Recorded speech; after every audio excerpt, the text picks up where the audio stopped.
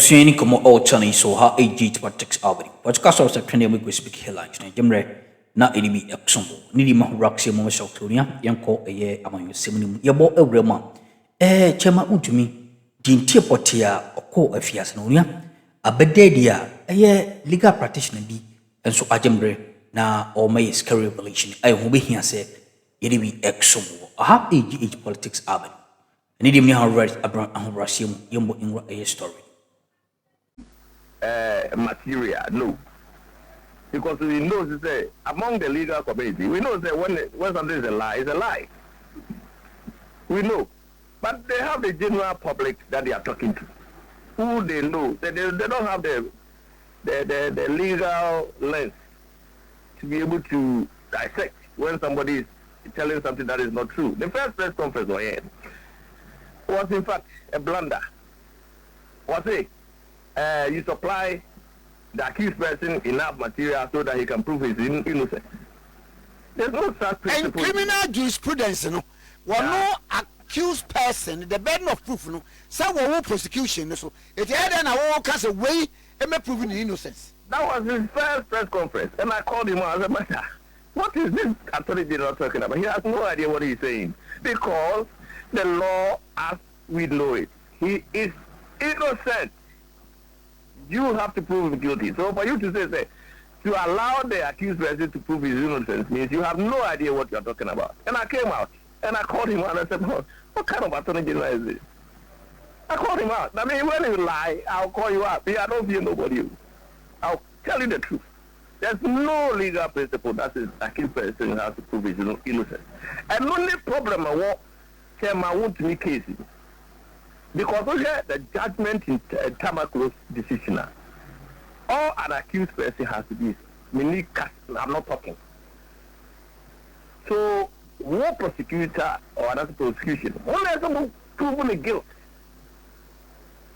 And where there is conclusive evidence that the accused person may judge answer certain questions and you convict him, then he comes to give evidence. In most jurisdictions, for example, in America, or no accused person, my friend witnesses, but he himself will not come into the box and testify. Because there are certain information here only he can give. And without him giving, you cannot convict him. I'm going for example. Chairman, I want to this case, I'm going to also the Nassau, movie. Abaso, Ababe Yejuba. Fine. But it tells us that the assassin is not Chairman, I want to be assassin. Assassin is a quantum mining idea, which is a separate legal entity. Quantum mining also belongs to Chairman want to me. No, until fair. Chairman want to be better than that criminal. Nobody knew.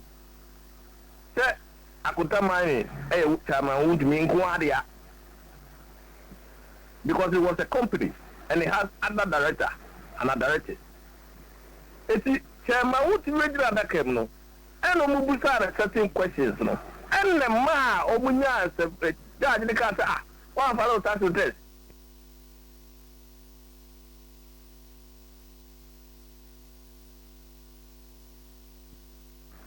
And on the basis of that, the ma judge the conviction. But you see, that is a problematic area because you are using his own way to convict him. The law says you can't do that. Oh. I don't know if you are following what I'm saying. Not giving evidence. There's no way the woman could have lifted the veil and convicted Chemawuntimi. So that in itself is an error. That's a ground for appeal. The Obia Ojina baby can say one the trial judge ed in a conviction Chemawuntimi or you're right, per the okay. Absolutely. Because in the end, after Chairman Wuntimi gave evidence, so he used Chairman Wuntimi's evidence to convict him. I don't know if you're following. But the prosecution or no quite do a war bond. Yanuna debia a court etia the accused person. I don't know how you use accused person to convict him. That's a matter for appeal. I don't think the man said the judges are saying that based on the evidence before them, you could not have convicted said man. So based on the prosecution evidence before the court, they could not have convicted Chairman Wontumi. Because if anybody has done something wrong, it was Akunda mining, which had nothing to do with Chairman Wontumi. Anna Unche was the director. Akunda mining susuno. Say ye Chairman Wontumi company was established here. Yes. It is say a company ni so director se no wo ho no Chairman Wontumi su din ka ho na ba ko so ye se fe no Kwame Antwi ni kwa ye hwe na ye hu no. Yes. And in Kwame Antwi na ye hu no. Chairman Wontumi na magina da kama ko menya za evidence Kwame Antwi ye hu no. Did Chairman Wontumi have to help them to convict him or not? That's the question. The law says you don't. I don't know if you're following. You don't have to help anybody to convict you. So the prosecution could not have convicted, or the court could not have convicted Chairman Wontumi if he had not helped them. I think that's how I should put it. The young can say, a brand now or lawyers are one more defense lawyers, you know. One more who the year came to avert the SC. Kwame, I know the mean I don't know, I have no idea. When you are, yes, it will just I don't listen to the church here. And it's not fair for me to be criticizing his lawyers.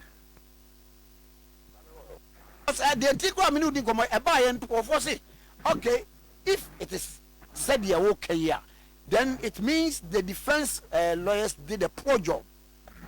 Well, that's a matter for them, because it will be unfair.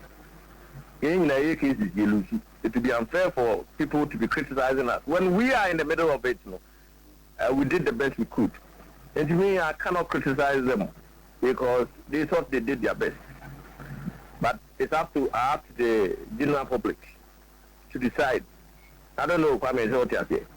Just a pa. And it's not just a Chairman Wontumi, but it's the lawyers are filing appeal.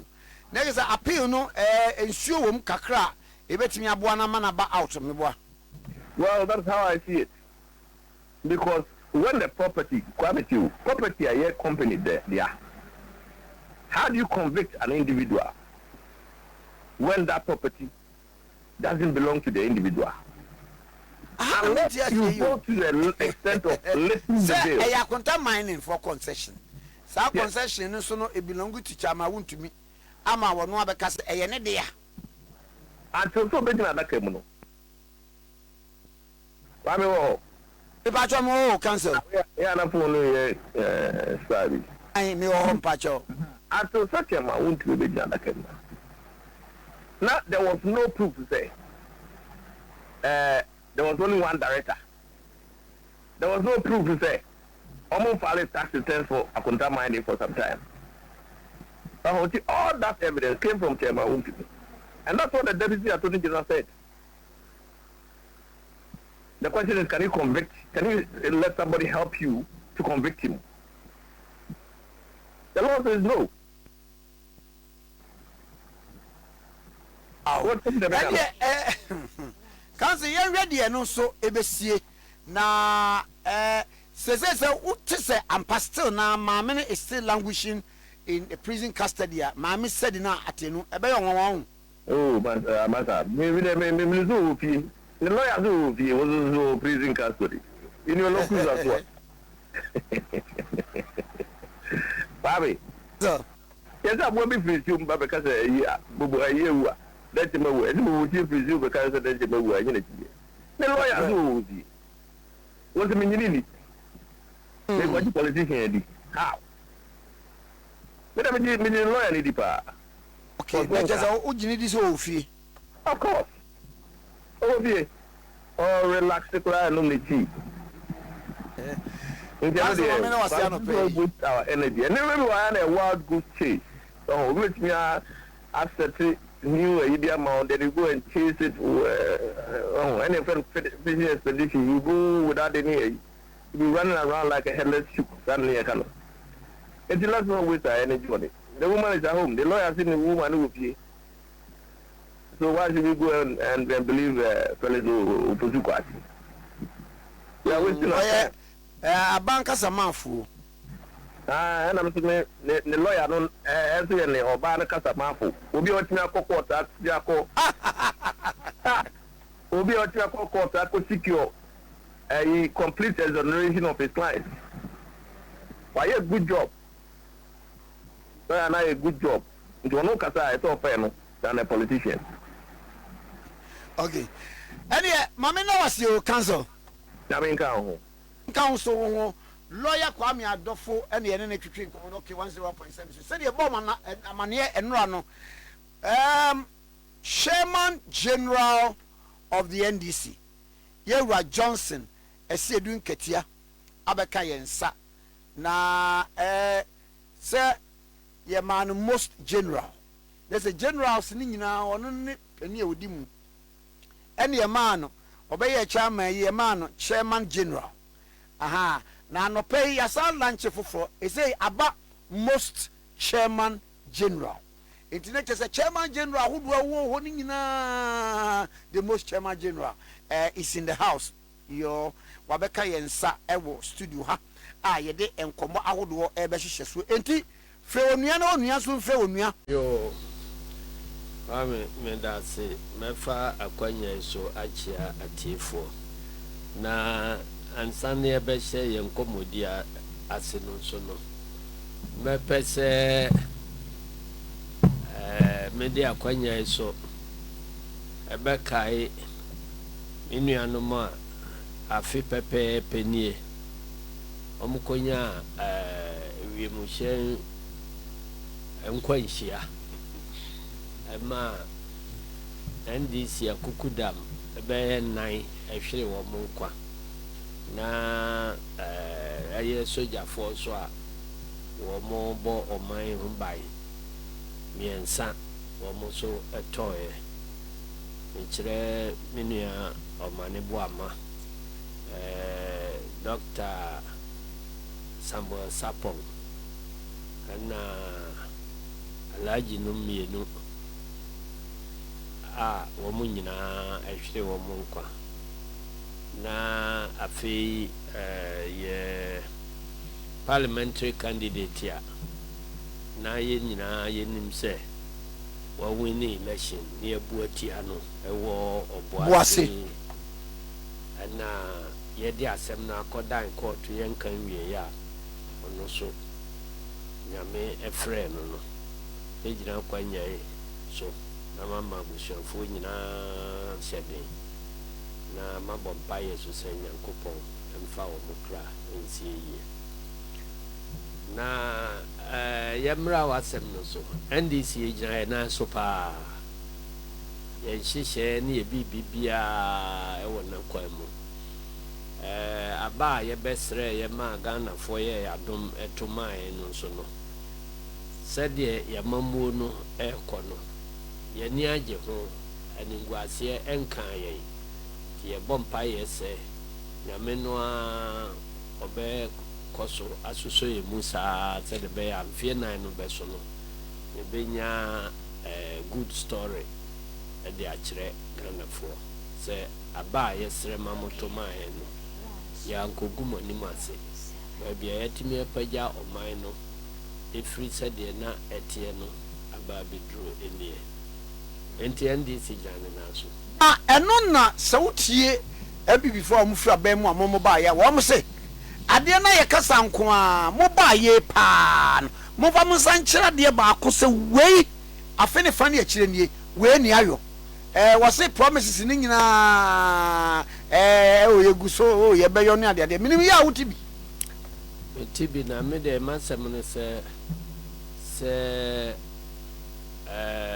bibi koso na papa omo se ujina nche na se nkwan we da se de odie no netimi edi hu adanse okre enti Ghana fo nyina na eti oman no mu ene ese enema ekoyie enti se ujina nche na ususu se enkoyie ma wa se kabima mi kabia mamodie obia wo ne opinion me tibi na esanse megidi se na ebra omuti akonwa so na akwanya ɛda hɔ a wɔmunya sika bi edi a ɛnyɛ ne kwan so no enti ɛnɛ sɛ saa akwanya no asi a deɛ ɔbɛka ne sɛ ade no ɛnkɔ yie ɛfiri sɛ yɛkan biara no nyɛ ndisifoɔ ɛna yɛde ano ka wo amanfoɔ ɛyɛ opinion polls a wɔn kyerɛ wɔn toatoa Ghanafoɔ nyinaa adwene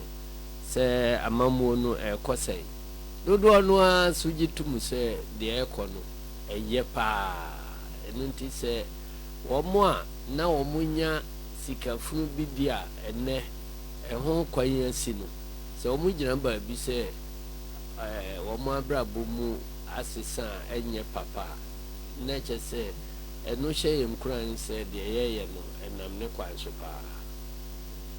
I see.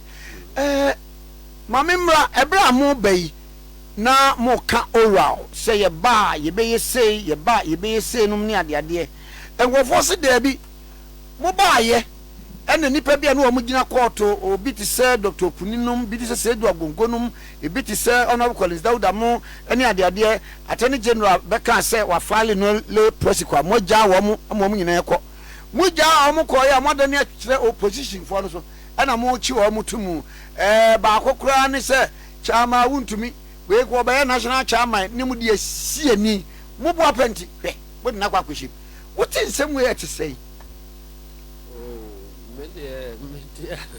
obi a wɔbɔ no no ntumi nsan we ensam horo tim kɔso channel no so na wasɛ odiam da sɛ so ba de yɛ adom bi yɛ do bi ya ebihia na yaso mo kwan so